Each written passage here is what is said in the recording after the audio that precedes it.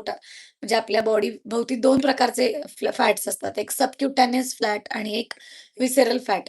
तर सबक्युटॅनियस फॅट जे आहे, जे आपल्या चरबीच्या लगेच चिटकून जे फॅट असतं, जे आपल्या हातात पण धरता येतं. आपण नेहमी सगळ्यांना असा चिमटा घेऊन चिडवत असतो, जे लोकं थोडेसे जाड असतात, की ते फॅट लागतं हाताला. तर त्याला आपण सबक्युटॅनियस फॅट म्हणतो, जे हाताला लागतं. आणि व्हिसरल फॅट म्हणजे जे तुमच्या लिव्हरभोवती, हार्टभोवती, इंटेस्टाईनभोवती जे काही फॅट्स तुमच्या ऑर्गन्सच्या भोवती चिटकून जे फॅट असतं, त्याला व्हिसरल फॅट म्हणतात. आणि हे व्हिसरल फॅट प्रचंड डेंजरस फॅट असतं.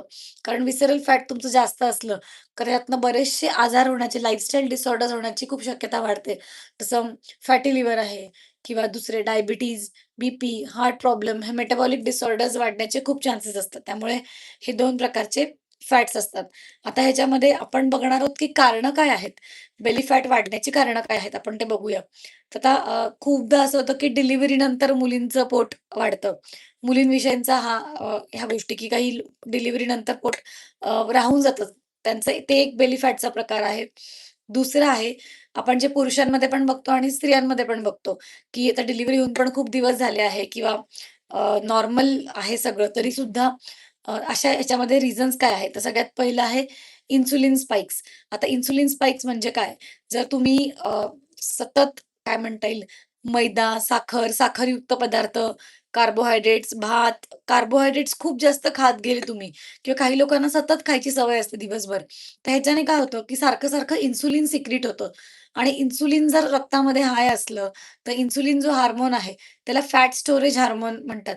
आणि जेव्हा-जेव्हा इन्सुलिन तुमचं हाय असणार आहे रक्तामध्ये तुमच्या, तेव्हा तुमचं फॅट हे बर्न होणार नाहीये तुमच्या कॅलरीज देण्यासाठी. त्यामुळे इन्सुलिनची जर सतत इन्सुलिनचे स्पाइक्स तुमच्या रक्तामध्ये राहिले आणि इन्सुलिनचे स्पाइक्स कसे होतात, तुम्ही जर सतत खात राहिले, तर इन्सुलिनचे स्पाइक्स हे येत राहणार आहे. त्यामुळे सतत आपल्याला खायचं नाहीये. आपण जे खूप लोकं म्हणजे सकाळी उठल्यावर खाणं, परत breakfast, mid morning, lunch, evening snacks, परत संध्याकाळी काहीतरी स्नॅक्स करतात किंवा संध्याकाळी खूप काहीतरी प्रोसेस्ड फूड खात असतात. जसं बेकरी आयटम्स वगैरे.